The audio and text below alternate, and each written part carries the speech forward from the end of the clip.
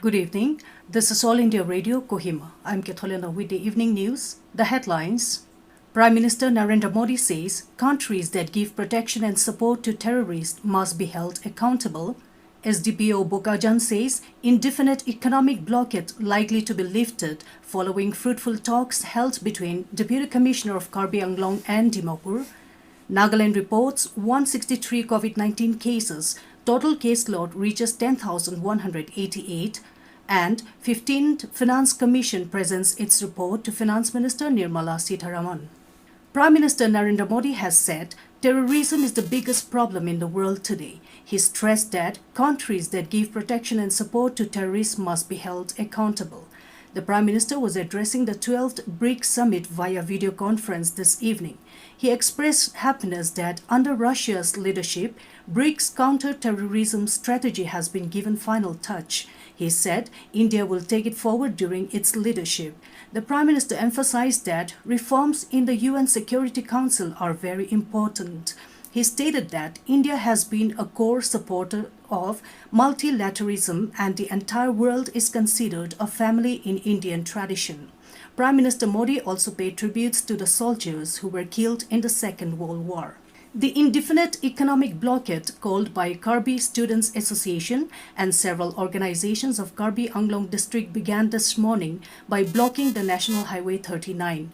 The blockade was called citing allegations of illegal encroachments by the state Nagaland. Volunteers blocked the National Highway 39 at Sarihajan, few kilometers away from Bokajan, where more than 100 vehicles carrying essential items have been stranded due to the blockade. However, normal movement of private vehicles remained unaffected. SDPO Bokajan, John Das, stated that the blockade is likely to be lifted as the meeting between Deputy Commissioner of Karbi Anglong and Dimapur held today concluded in a fruitful manner. Das said that Dimapur Deputy Commissioner had assured not to allow any activities in Daldali Forest Reserve under Karbi Anglong Autonomous Council in Assam. Meanwhile, Dimapur District Citizens Forum has appealed to both Nagaland and Assam government to resolve the border problem at the earliest. The forum in a statement said that the Nagaland government should take up the matter seriously and find a solution with its counterpart. Nagaland today reported 163 positive cases of COVID-19, taking the total confirmed caseload to 10,188. Health Minister S. Pangnupom, through its Twitter handle, informed that 133 cases were detected from Paran, 14 from Dimapur, 12 in Kohima, Peg 3, and 1 in Tuensang.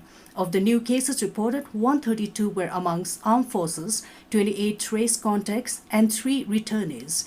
Besides, 37 positive patients have recovered from the infection, which included 21 from Dimapur, 10 in Mon, and 6 in Kohima. With this, a total of 8,897 persons have recovered in the state. Presently, there are 1,134 active cases. Vice President M. Venkaiah Naidu today said the new education policy aims at making India a global knowledge superpower.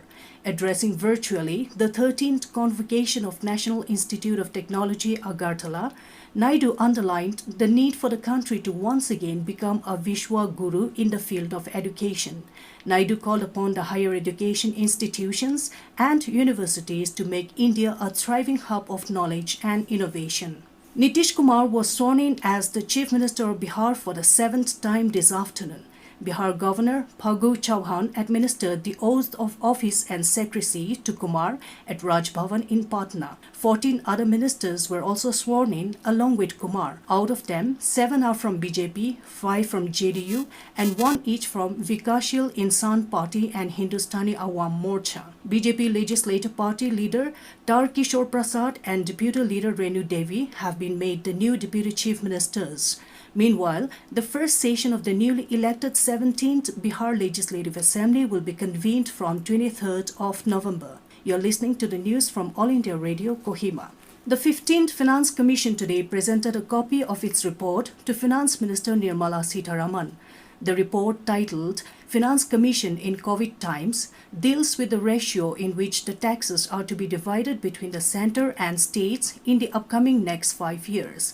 The report will be tabled in the Parliament by the Finance Minister along with an action taken report of the government. The chairman and members of the commission had submitted the report for the period 2021 to 22 to 2025 to 26 to Prime Minister Narendra Modi yesterday. The monthly District Planning and Development Board meeting of Parent District was held today under the chairmanship of Advisor Water Resources Namrin Chang.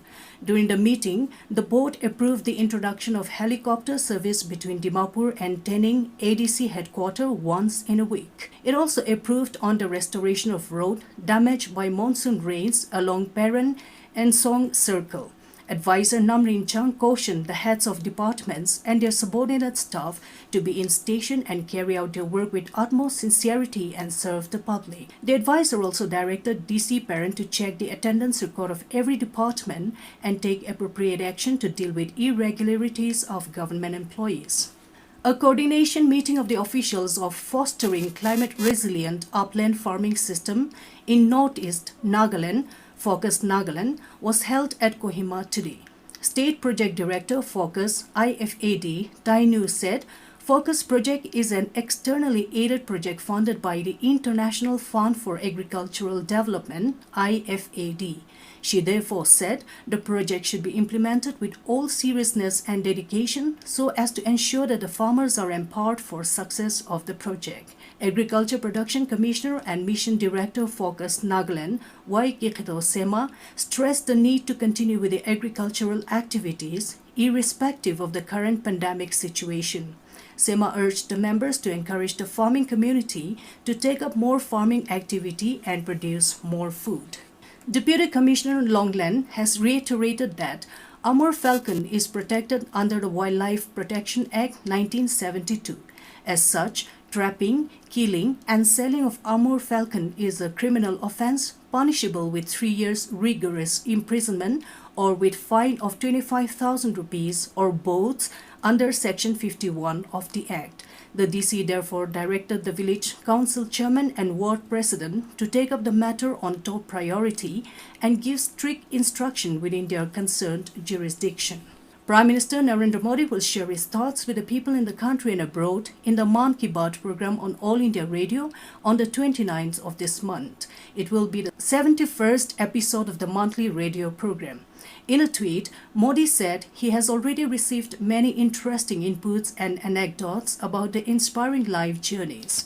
Prime Minister has asked people to keep sharing their thoughts on Namo app, MyGov, or record their message in either Hindi or English on 1800117800.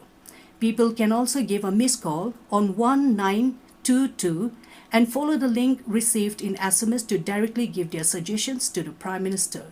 Some of the recorded messages may become part of the broadcast.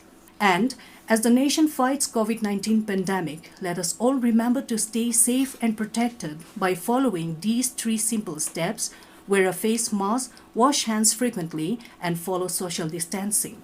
To end the news, a repeat of the headlines. Prime Minister Narendra Modi says countries that give protection and support to terrorists must be held accountable.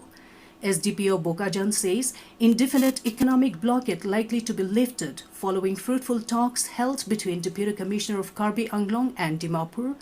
Nagaland reports 163 COVID-19 cases. Total caseload reaches 10,188. And 15th Finance Commission presents its report to Finance Minister Nirmala Sitharaman. That's all we have in this evening news bulletin. Good night.